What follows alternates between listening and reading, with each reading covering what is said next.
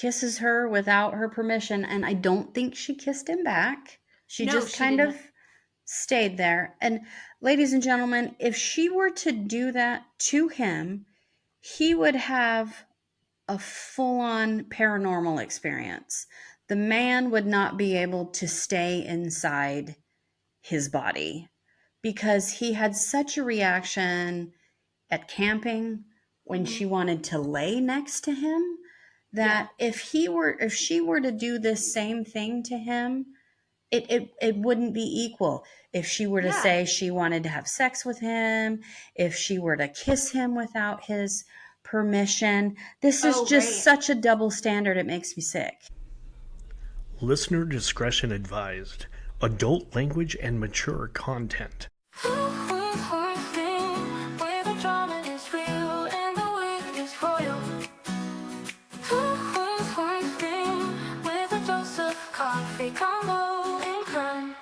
Welcome back, everybody, or for the first time. This is Two Queens, One Screen. I'm Jen. I'm Keeley. And we are here to talk about our favorite reality TV this week.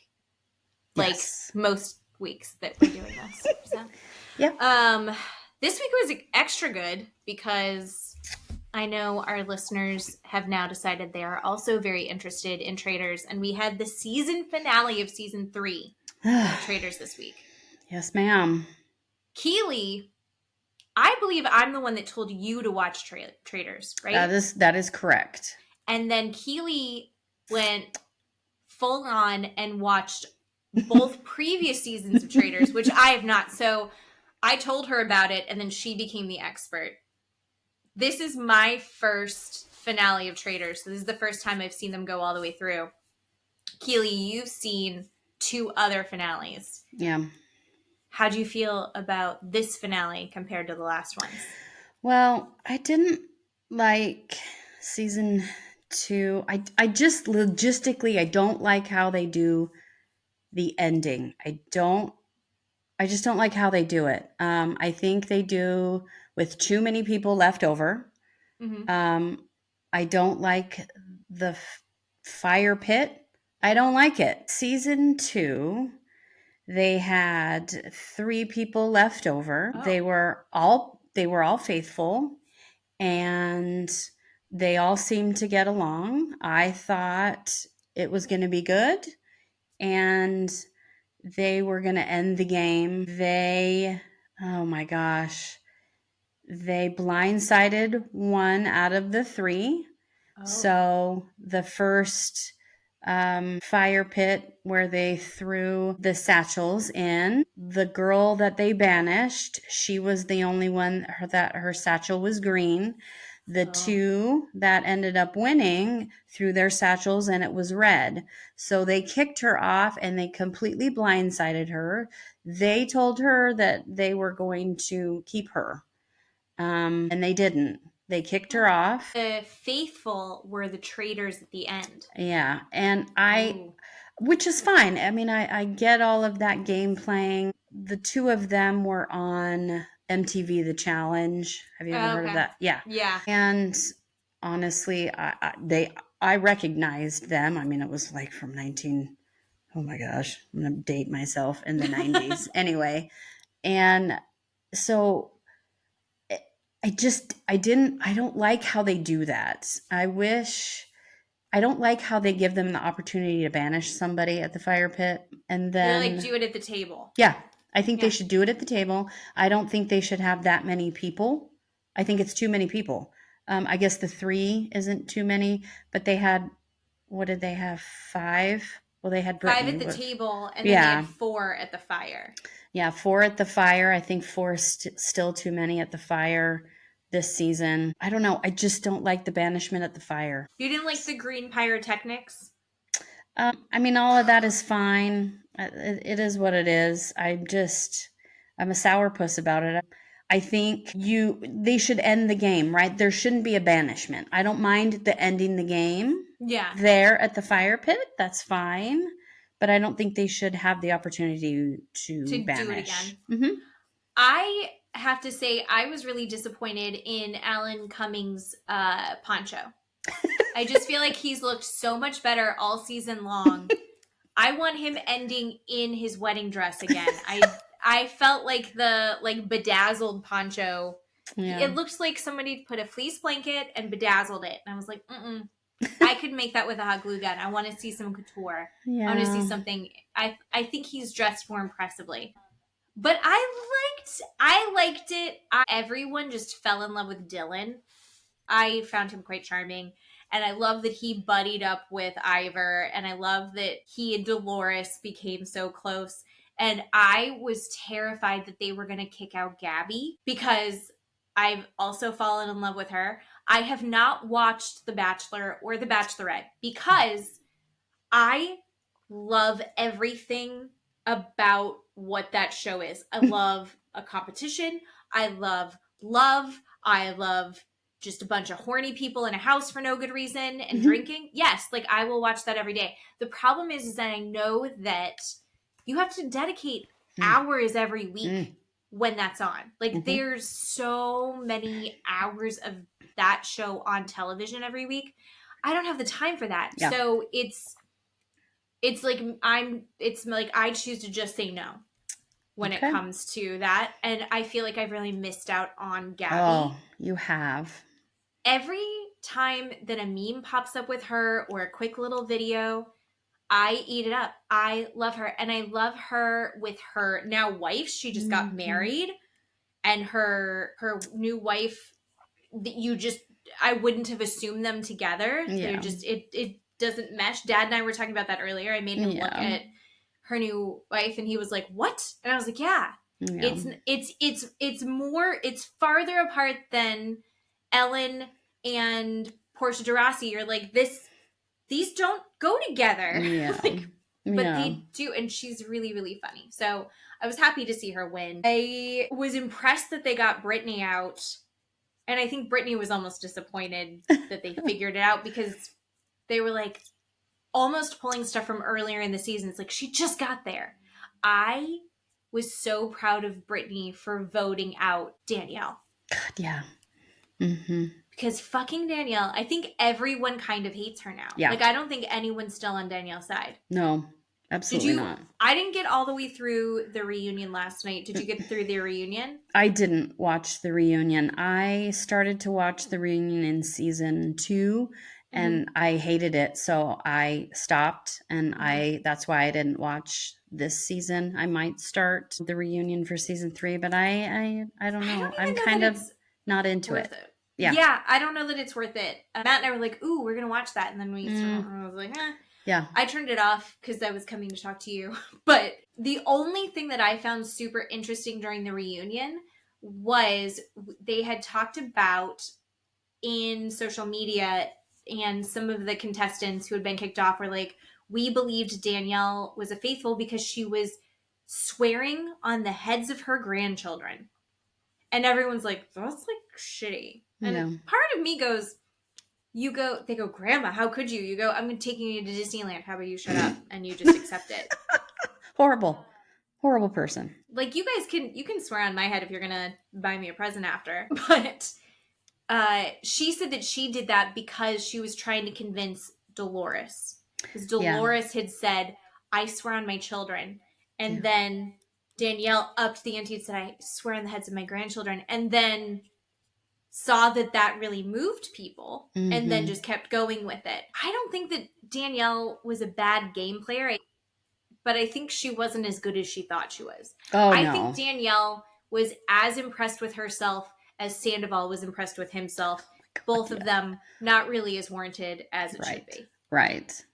And I'm relieved because my dad said that he did not like Tom Sandoval at the end, because I need at least one man in my life to hate Tom Sandoval as much as I do, and thank God my dad does, because Matt is still Team Sandoval. No. And there are people who are like, oh, Sandoval's back. I'm like, yes, Sandoval's not back. No, Sandoval is not back. And he has dug himself another hole because did you see him on Watch What Happens Live with Andy Cohen?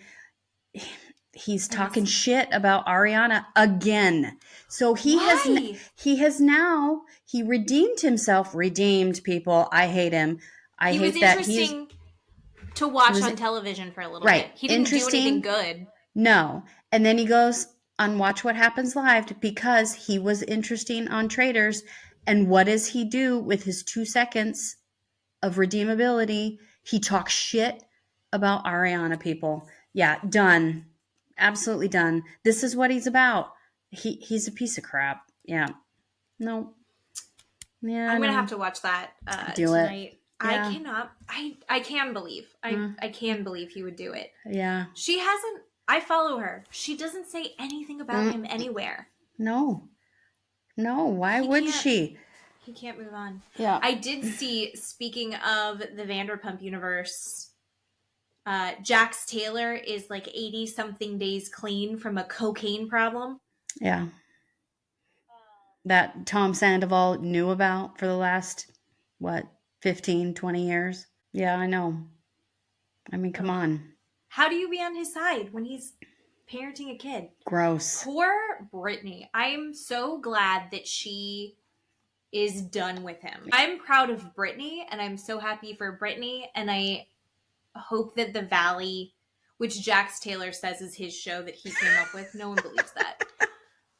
I just really hope that she's able to keep things going, because she was financially supporting Jax after all the racist shit got him kicked off of Vanderpump, and she stood by Jax, but then she was like, I guess I gotta start shilling goods on Instagram, and she bought them that house. Mm-hmm. Jax is ungrateful. Yeah. I hope the worst things for him. Gross.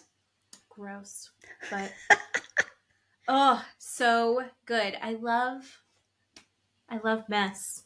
Mm-hmm. So yummy. Speaking of mess, do you want to talk about our last resort?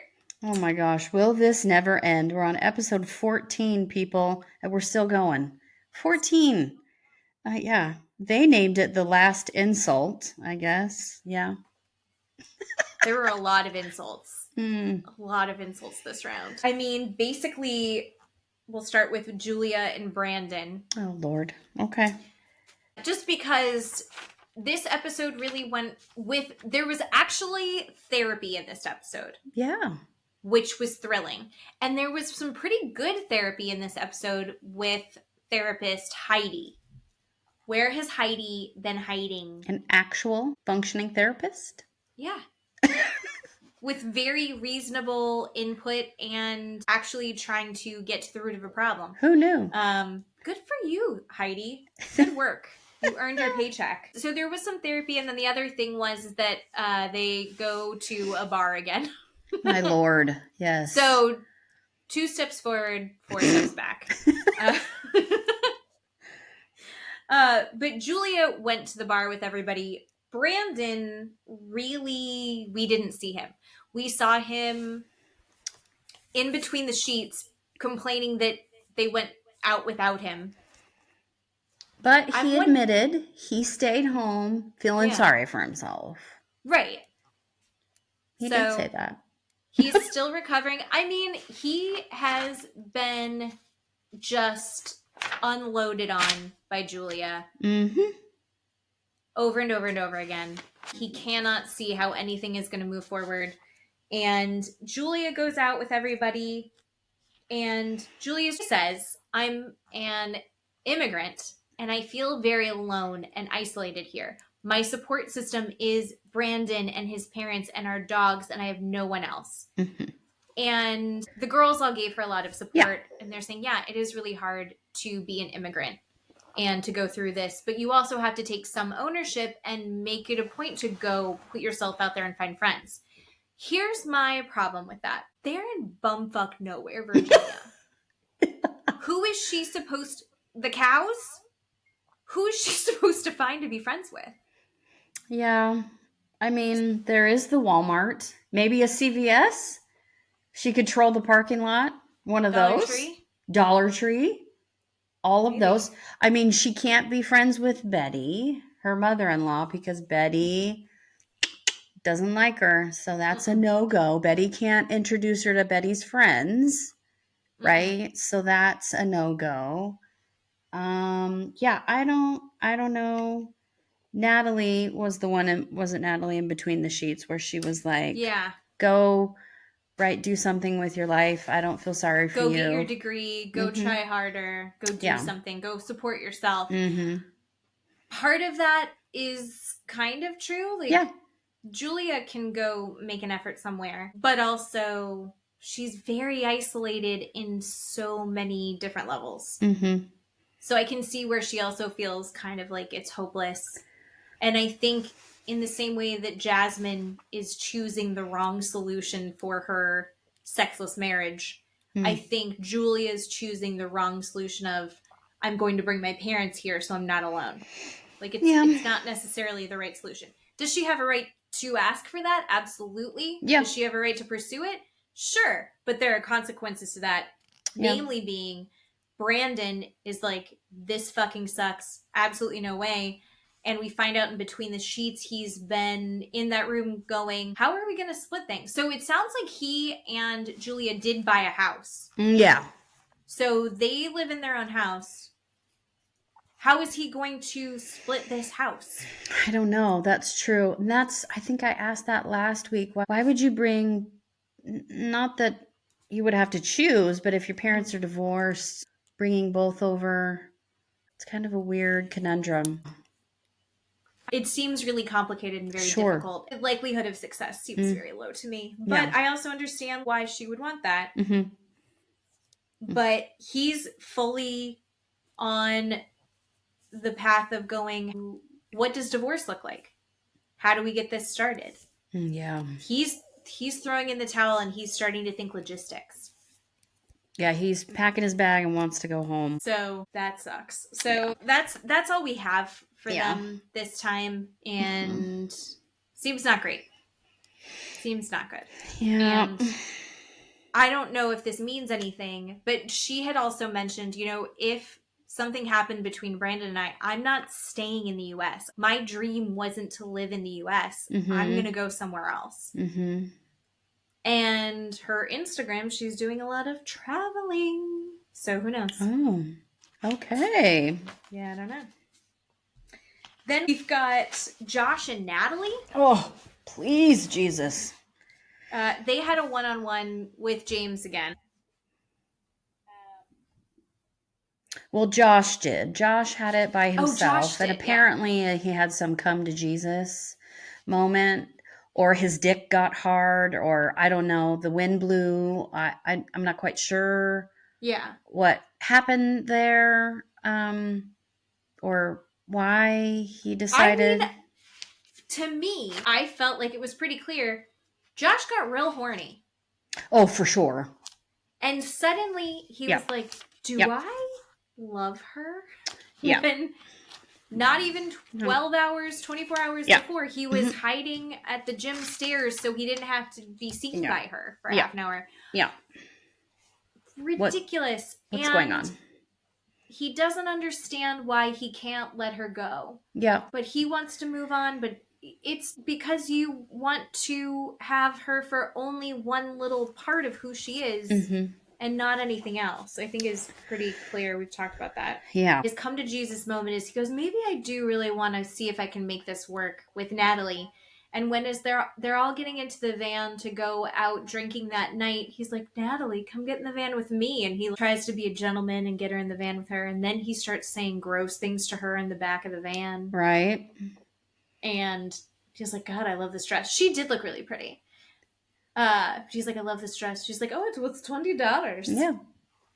Which, super cute. Yeah. And she starts making a cross with her hand and chanting something while doing hand signals in front of his face. And he's does not care. He's like, I know this is weird, but I'm going to push through. Yep.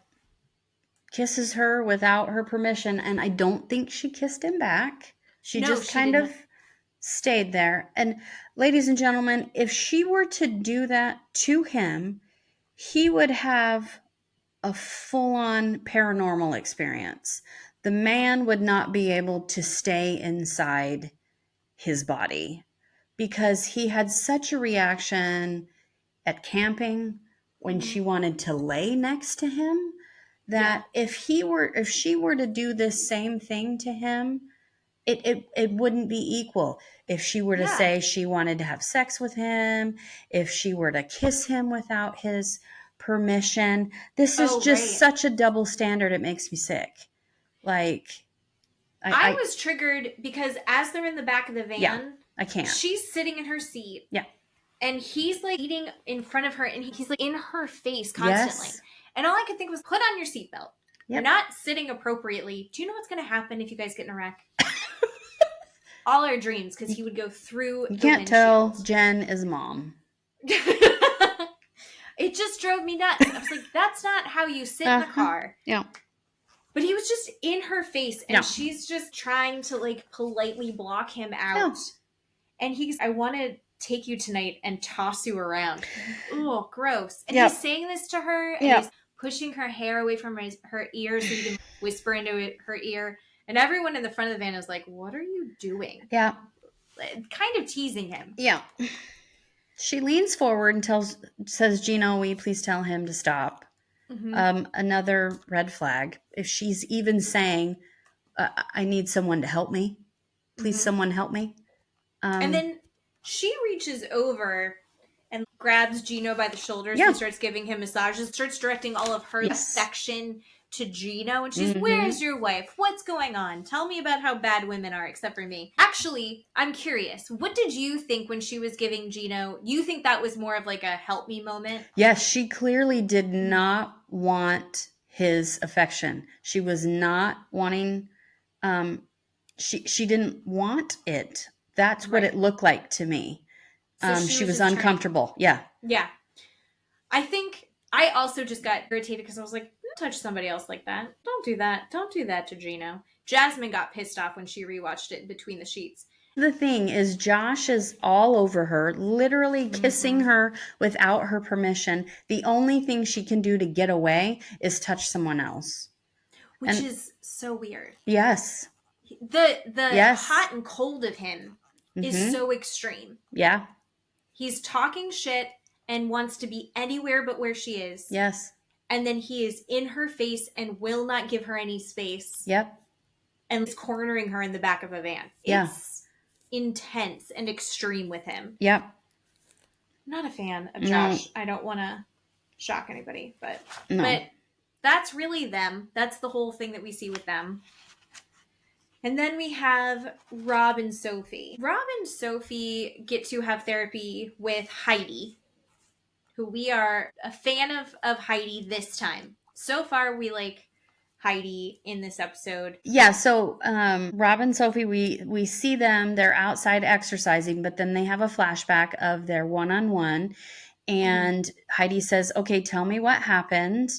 And Sophie says, well, we were at camping and I saw on his phone that he was DMing other girls, and I told the group, and I wanted some support from the group, and I was sharing my feelings on how I felt, and he got really mad at me, and we haven't spoken since. And then Rob unleashes, which is completely unfair, and he says, why is it my fault when women are DMing me and I respond back? How is that cheating? I'm sorry, sir. What are you talking about? And I wrote down, if Sophie were to do the same exact thing, you would tell her she was cheating. This is what I'm talking about with these men.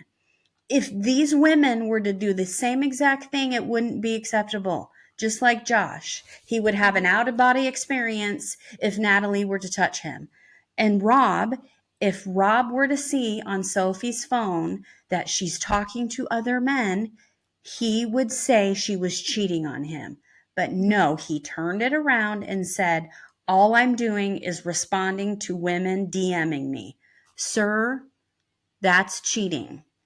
If you can respond to these random women DMing you, we don't know what these women are saying. What are they saying?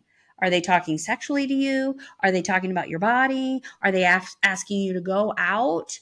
We don't know what these things are. She reads whatever these DMs are, is clearly uncomfortable, goes to everybody and says, look what he's saying. It's clearly not, is the sky blue? It's clearly not, is today Wednesday? It's clearly something inappropriate and she's upset about it. But he completely minimizes and says, she says I'm a cheater. She says I'm a cheater and I can't do anything right.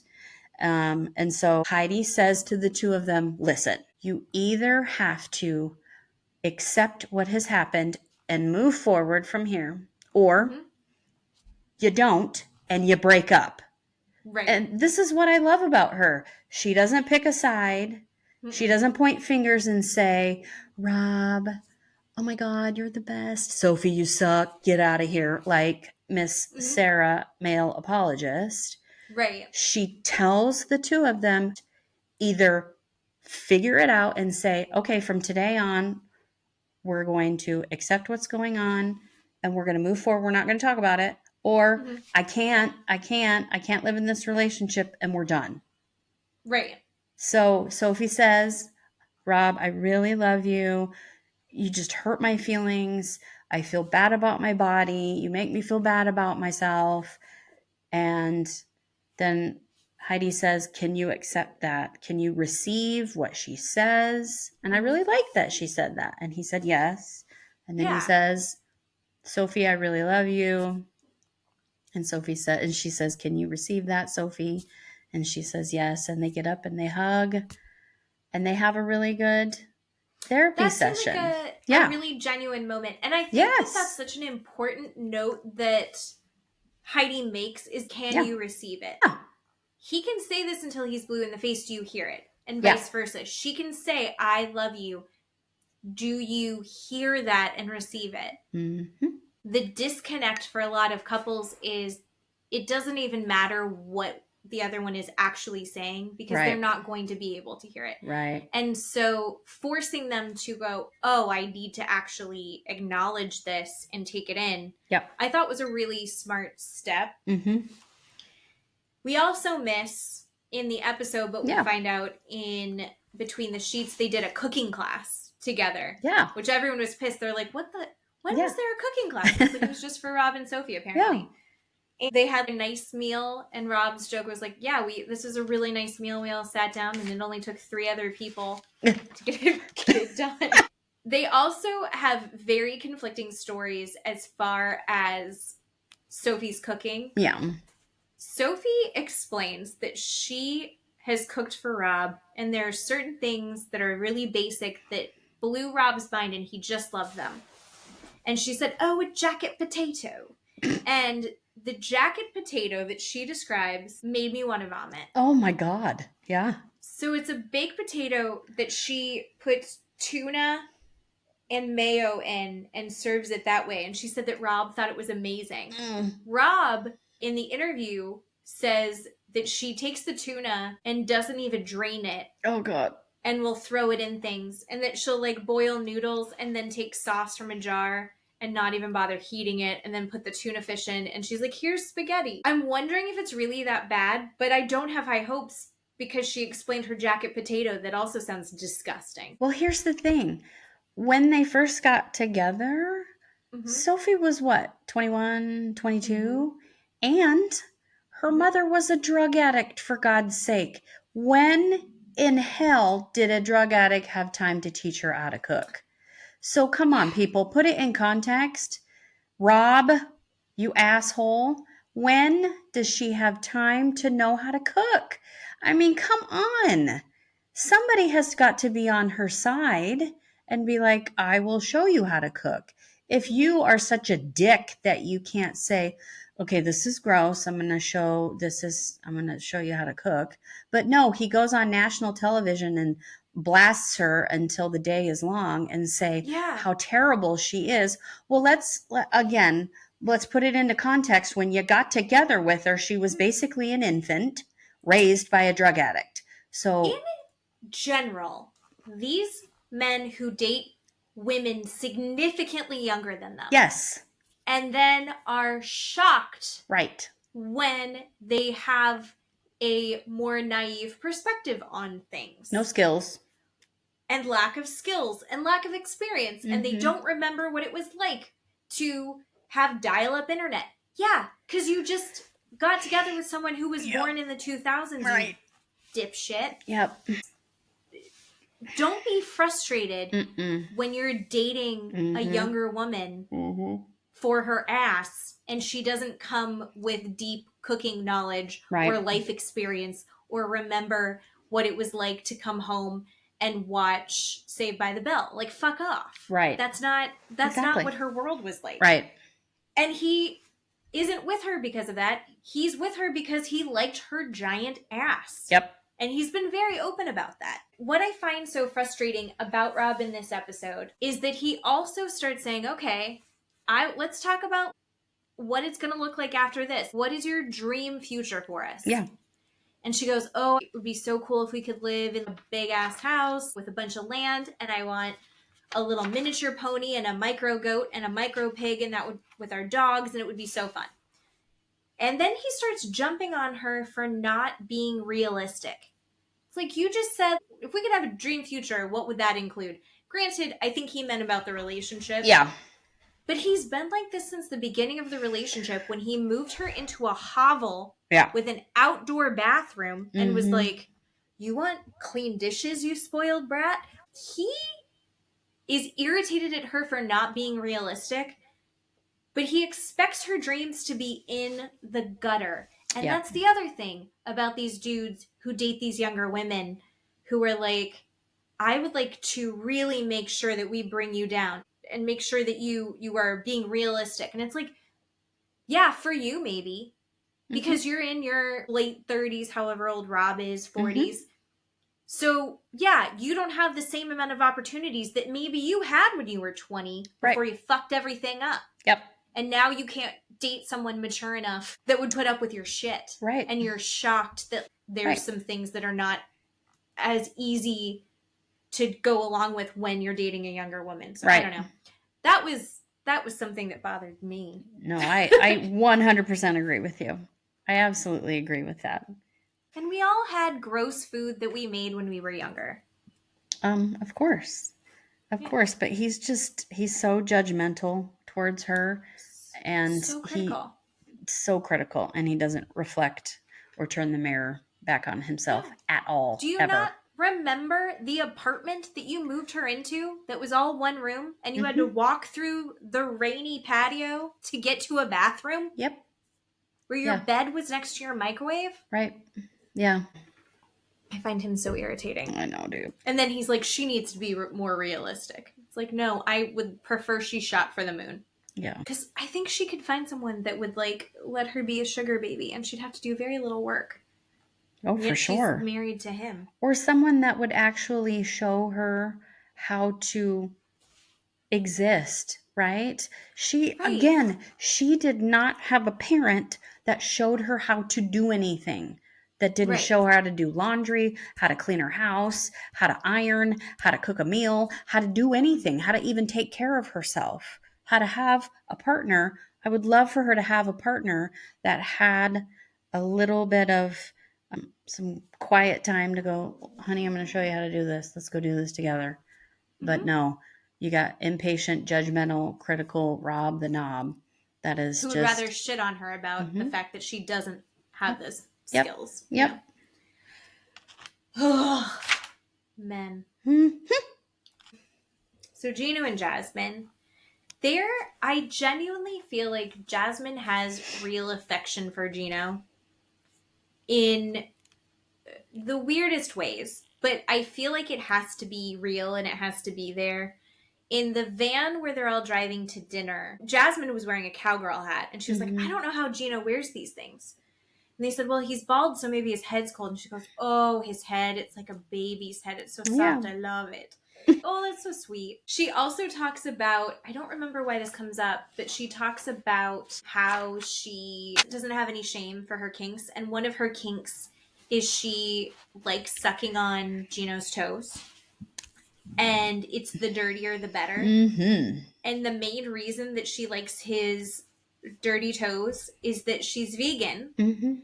And the one thing that you can't get good vegan versus not vegan is cheese. So she misses not vegan cheese, and she's been a vegan for 10 years. And the closest thing that she can get to non-vegan cheese is sucking on Gino's dirty toes. Yeah. and she loves it. Yeah. And we're not here to kink shame. No. But that's fucking disgusting. For sure. Well, that's... And then they were telling funny stories in the car.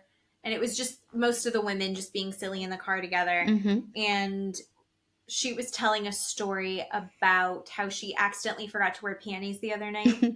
And Julia goes, yeah, I saw. I looked and I went, ooh. And she goes, oh, you saw my frog.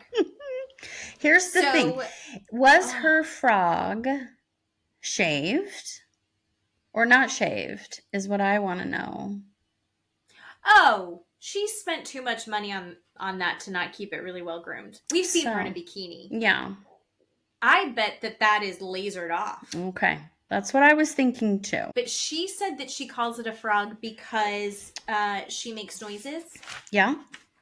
In reference to her frog. And then she also said because it's cold and slimy. Yeah. Which I think it was Ari who was like, you should go to a doctor.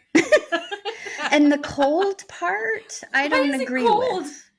Because my husband has been down there and he's like, boy, that's really warm. That is a hot box. Very hot. Anywhere near there, he's like, woof, that's hot down there. I'm like, yes, very warm at all times. Maybe it's because she's gotten too much work done. True. Down there. So that might have messed with like blood flow and things. True. That could be true. The slimy part, I don't know. Is it outside or inside? I don't know. Probably both. That's why she should probably see a doctor. Oh, I don't know. But Jasmine has no shame, which is good for her. Good for Jasmine. Do you call it something different? No, I think it's a vagina. Do you name it? Like give it a name? No, I'm not that fun. Here's the thing. I like other people being fun. I'm shaming Jasmine, but I actually appreciate that she's so open about all of the weirdness. I find it fascinating. I'm so vanilla. I'm so fucking boring. I don't do any of the weird stuff. I'm not buying anything extra. I'm not doing anything extra. So thank God that I get to learn about all of it through these shows. Right? Yeah. No. Why? Do you have a name? She has a name, but it's like a regular person's name, like a name. Not like frog. It's not like frog, but like I think if I was gonna... a name. If you were going to name it, would you pick a name? Yeah. It has a name. I don't know. Probably like Kitty. Like after the mom from that 70s show. Oh, nice. Yeah. Okay. Or like Susan. Ooh, that's a good one. She's getting business done. Nice. Excellent. This is Christiana on board.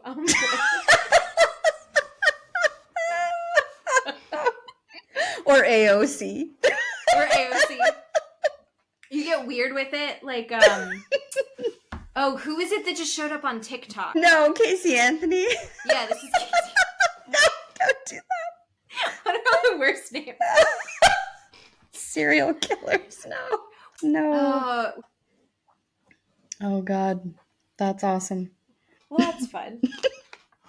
I'm just going to start introducing her to Matt with different names. Yes, do it. I'll let you know how that goes. Okay.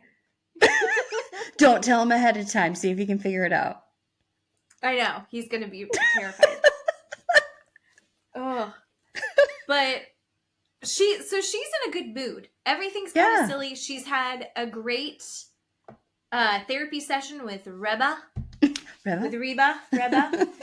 The sex therapist who was like, I'm also into ethical non-monogamy. It's really hard. And she heard, I'm also into ethical non-monogamy. And she's like, perfect.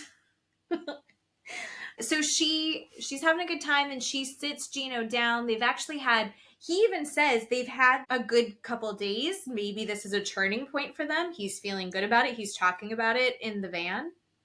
He's like, yeah, things are all right. And then she's like, hey, I talked to Reba. She explained what ethical non-monogamy is. This sounds like a perfect solution. If you don't want to have sex with me and you're not comfortable doing that, I can get it here and then we can still be happily married. Yep. And she said in Between the Sheets that he seemed like he was just asking questions and trying to figure out more about it. I didn't get that vibe from him watching it. She says that she felt like he was setting her up because then he was like, no, you've been cheating. Because he asks her point blank, have you found someone, or have you been looking for someone to have an open marriage with? And she's like, yeah, it's Matt from the gym. Mm-hmm. And he's like, nope, it's cheating. It's over. I kind of thought at the very beginning of the conversation he was not into it. I don't think Gino sees that as a real solution. One of the interesting things that was said was actually from James, the therapist. She's trying to figure out a way to get her needs met, while not encroaching on him, respecting the fact that he wants space and he needs room before he's going to be intimate with her again.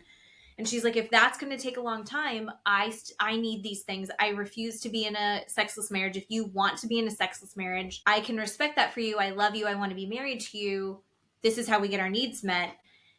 And he's going, absolutely not.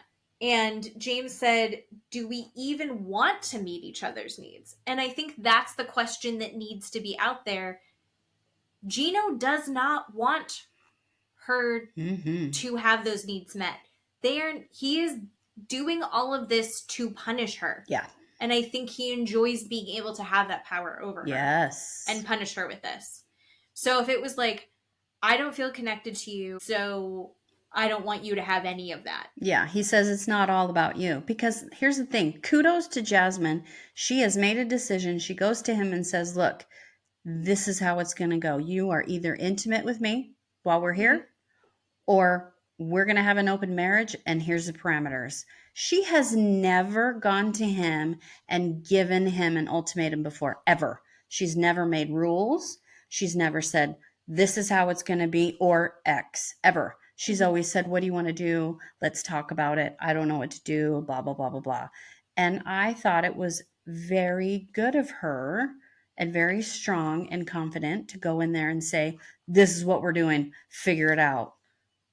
Right. And of course he's going to go, no. Here's what I can do. Yep. And I think she genuinely thought that he would consider it. Yep. Yeah. But he said, it's not all about you. Well, Gino, it's not all about you either. You can't sit here and control the situation either. And he doesn't get that because, ladies and gentlemen, he's a psychopath. And he loves to control and punish her. And it is terrifying to watch. But kudos to her for actually admitting. She could have lied and said, no, I don't know. I don't have anybody in mind. She could have completely lied to him, but she didn't. I really respect that. Which goes back to Josh on that podcast saying, oh, she's a liar. Yep. She was swindling. I genuinely think that she thought that this was a viable solution. Yep.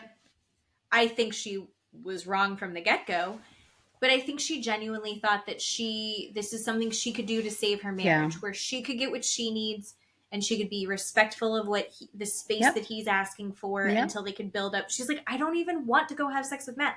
I mean, of course, she wants to go have sex with Matt, but she was like, I want to have sex with my husband. Mm-hmm. That's what she really wants. I think she was trying to come up with a solution that seemed reasonable, because we all know never having a disagreement of any kind for 1 to 3 months is not a reasonable thing. Absolutely not. No. And so he storms off. Yeah. And I think it's done. God, I don't know either. But I know that it doesn't look good for them. Yeah. I mean, it doesn't really look good for anybody. Not yet. So the last couple we have is Florian and Stacey, which is really a throuple. Heidi pointed that out. She's like, it's not a sexual throuple, but the dynamic is much like a throuple. Darcy and Heidi and Florian and Stacey have a therapy session, which we all wish would have happened first. First thing that Darcy says when she's explaining her dynamic to Heidi is that she's 7 minutes older. Yeah. And you just see that hit Stacey sideways, and she's like, of course, that's the first thing she brings up. She always puts herself higher than me. She thinks she's in charge of things. Yeah. But we're not. We're equals. We're the same. As I was listening to them in therapy, I was so surprised by the inability for Darcy to see what she's doing is not okay. Oh, yeah. Stacey's trying to set boundaries. Stacey's trying to clarify what is acceptable interactions between her husband and her sister, and the lines are so blurred. And it comes up again where she says, "Are you sexually attracted to my sister?" And both Florian and Darcy are like, "Oh, disgusting, gross. This is my sister. This is my brother. How could you even say that? That's disrespectful." It's like, no, I think everyone is curious about that. And it does give this very complicated, blurred line, especially when they're already spending so much more time together. Yeah. And Darcy is doing the fun things going out when Stacey is staying home and Florian wants to be out. Yeah. Darcy starts throwing Stacey under the bus and she's like, "You called Georgie too. You've called Georgie." Mm-hmm. And in the interview, Stacey's like, "I don't think Georgie even likes me. Yeah. Like, we don't, that's not happening." Yeah. I think it was astute for Heidi to say it's like a throuple, because it is. It's either the sisters and then Florian, or it's one sister and Florian against the other sister. With this therapy session, it kind of seemed like possibly the therapist made some headway and was like, there needs to be some boundary, there needs to be some respect there. So it needs to be Florian and Stacey deciding what involvement is comfortable for both of them before they involve Darcy. Darcy doesn't get the third vote in this. Yeah. And what we see is when the sisters go out to dinner or go out to the bar, whatever it is that they do later, and everyone's out together, you see Darcy, in my mind, I interpreted it as she starts to panic because she sees herself as like the monkey in the middle, like the one that's like kind of being left out or the kind of being pushed out. So goes to Stacey and says, "Stacey, I got to talk to you. Georgie heard these girls say, tell Florian, thank you for driving us home and taking me home." Then Stacey, of course, is distraught because, oh my God, my husband's cheating on me again.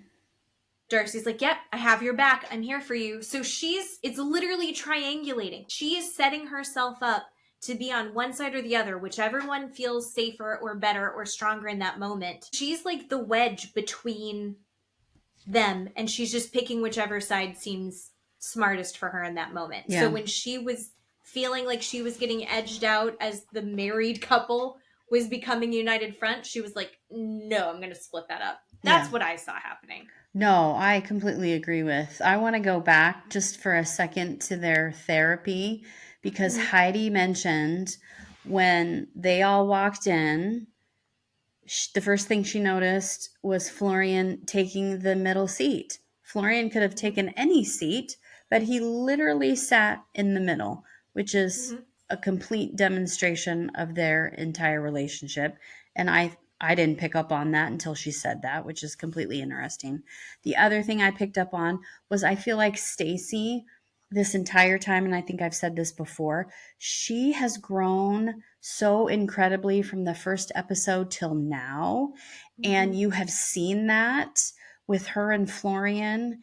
Even in this therapy, she's really doing well between her and Florian, even in therapy with Darcy, right? You see Darcy's reactiveness in therapy when Stacey says, "Are you sexually attracted to my husband?" And Darcy says, "Oh, I'm just distraught by that. I'm completely distraught by that."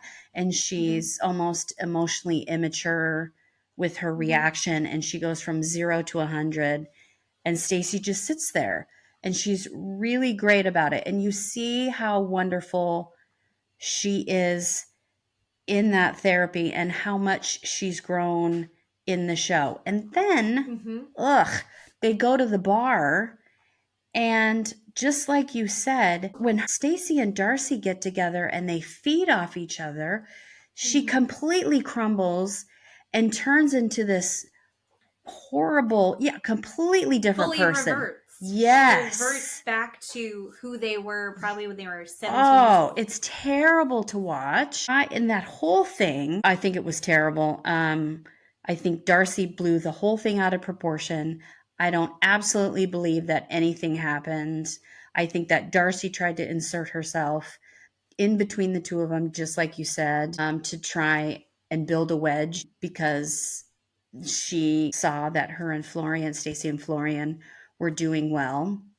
Just like Florian said. Florian said, me and Stacey were doing good, and Stacey and Darcy didn't like it. So she had to put herself in there. And I am completely Team Florian. I don't think Florian did anything wrong. I don't think he cheated on her. And when Darcy said to Stacey, thank you for taking me home, like he was taking her, like having sex with her, the emphasis on the word taking, she did that on purpose. First of all, Stacey was hammered and drunk. Florian was hammered and drunk. They were all completely drunk. But Stacey's behavior and Darcy's behavior, I wrote down, Stacey is one of those women, and I think Darcy is too, one of those women where I think they like to be victims all the time. They want to be with a man who cheats. They want it. They want to be in a relationship with a man who cheats on them all the time, so they can use it against them. They can use that against the man all the time. They can walk around and point to the guy and go, yeah, he cheats on me all the time. And they can say that to their friends. They can say that to their family. They can say that to the man and be, oh, are you cheating on me? Are you cheating on me? What are you doing? Are you cheating on me? They want that. I think Stacey and Darcy are that person. I think I think it's subconscious, I think it's wanting the chaos. There is chaos there. And I think we've talked about it before. I think, and I'll be honest, I was 100% one of those people until I recognized it. But chaos is not necessarily a good feeling, but it's comfortable. Not comfortable even, but it's familiar. Yeah. Being in that, and also being in the middle of chaos, means that you are not expected to, you're not able to do necessarily the next level things. Yeah. Right? I can't get this shit together because I'm in the middle of this chaos. I have this horrible thing. Crisis is happening. How can I deal with XYZ? And who knows what it is specifically that they are not addressing. Seems like they're not addressing the issues in their relationship and with whatever's going on in their family. And maybe part of it is also their grief for the loss of their siblings. And so rather than deal with those deeper, complex feelings, it's a lot easier to deal with the chaos right in front of them. They're creating it. Yes. They literally are creating it. I don't think that Florian cheated on her.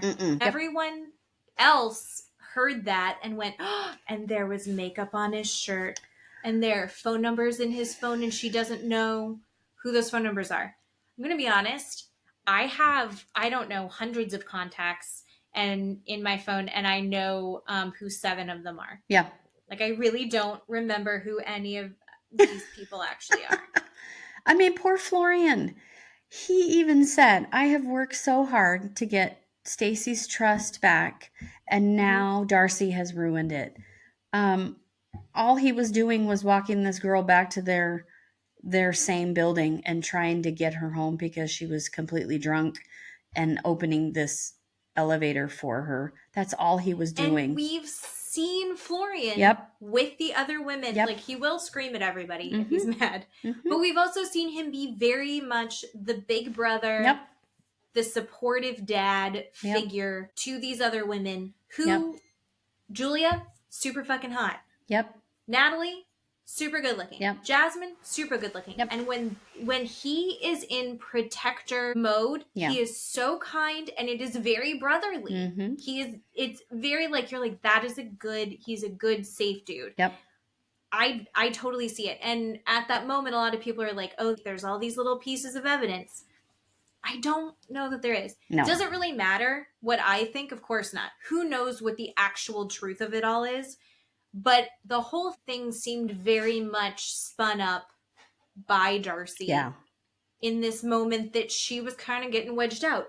In therapy with Heidi, she said, I can respect boundaries. I don't have to call him, and I'm not calling him all the night anyway. That's fine. That's no problem with me. And then immediately after, she's in the hallway being interviewed about the therapy session, and she goes, I think it's a crock of shit. And you're like, you're not sincere with any of this. Yeah. And this idea that they have that they're family, so that then there shouldn't have to be boundaries. There shouldn't have to be making sure that Stacey is comfortable in this because they're brother and sister. No. Yeah. No. That's not how that goes. No, I completely agree. And I didn't really like Sophie inserting herself when Florian came back and was trying to talk to Stacey, and she's like, that guy's guilty. He's acting guilty. And I think Sophie was completely hammered too. I did like Rob trying to say, this isn't our fight. Can you please just stop? Which I think that should have happened when Sophie was calling Rob out at camping. Everybody should have removed themselves and said, this is not our fight, this is their fight, instead of everybody boy versus girl. But I liked that Rob was like, let them just do their thing, stop. I mean, Sophie was like, I'm trying to stick up for her, and it is what it is. That's fine. I think Sophie had gone specifically at the campfire to get everyone's support. Yeah. And she was airing that for everyone. Yeah. Because she's immature. Yes. She's 23. Yes. That's what that was. Yes. And then I think she was like, and now I'm going to get Stacey's back. Like, I think it was very an immature, not terribly sober way of processing the situation. Sophie did not need to get involved. And she was like, he's talking down to me. We saw Florian just wasted. His eyes, he could barely keep his eyes open. And he was like, so bad. Sophie. Sweetheart. Sweetheart. You can see him being like, I have to deal with Stacey and Darcy, and now this one? Yeah. And he did not have, when he's sober, he doesn't have the wherewithal for that. Mm-hmm. And so with like big butt, tiny little Sophie, like, and he's like, no. Yeah. That was actually a little bit of comic relief in that moment. Yeah. Yeah, I don't think that, again, Darcy and Stacey, their lives are so deeply enmeshed that they're literally squeezing Florian into it deeper. He's not getting pushed out. It's just getting more confusing and more enmeshed. And until Darcy can see that she's got to be more respectful of the needs of her sister and go, even though I enjoy Florian, even though I have a close relationship with him, it's better for their marriage if I back off. Until she sees it, it's not going to get better, and I don't know that she ever will see that. Yeah, no, I agree. I think they thrive in chaos, or they think that they thrive in chaos. Yeah. Oh my gosh, it was so hard to watch. I didn't really get too much about next week, other than the one part that's really sticking out to me with the next time on is just Brandon packing his bag because he doesn't see the point of continuing on with therapy. He's piecing out. Yeah. Which I'm really curious. I'm wondering if I need to probably give it a goog, but like if they start getting divorced, he still has to provide spousal support, right? Yeah. Because she came here on a K-1 visa. Yep. And then she's bringing her parents. Is he also going to be on the hook for her parents as well? Yeah. Yep. Cool. Yeah. Yeah, that whole thing is confusing and complicated. I'm almost like, Brandon, you should just try a little harder. Like, let's figure this out. I know. This is gonna fucking suck. It's gonna suck either way. So, like, wouldn't it be nicer if you didn't have to go through divorce as well? Yeah. I mean, it's so hard for me sometimes to feel sorry for him when he does with his parents to her. I don't know. I just have such a hard time. He inserts his parents so hard on her. I mean, yeah. It's hard because there's no... I have gone back and forth on just about every single person in this show where I'm like, he's a piece of shit. Yeah. I love her. She's the best. Yeah. He's a victim. She's a monster. Like, I've done that back and forth the whole time because that's the point of the show is our knee-jerk strong reaction. Yeah. But right now with them, with Julie and Brandon, I don't think anybody is right. I don't think anyone's right. And I think everyone needs to fix things. But I think also everyone wants to be the victim, which I think is just normal. Like, I would like to be the one that was right. Sure. And that you've wronged me. So I don't have to apologize. Mm-hmm. But this is huge. And I'm very comfortable apologizing. Like, they need to get on the same team. And I don't know if they're going to be able to get on the same team, which is such a bummer. Yeah. Well. Oh my gosh. I know. My questions that I wrote were like, do you think that Florian is drunk or is he guilty? Oh God, he was so drunk. And here's the thing, if he were guilty, he would be spinning it and making stories up. But all he was doing was saying that, that's not what happened. Just try and listen to me. And he was so drunk. He was just like, no, that's not it. I think you can tell the difference between someone I don't think trying. Have they had a single good night out? No. Why are you going out drinking? It goes bad every single time. Right.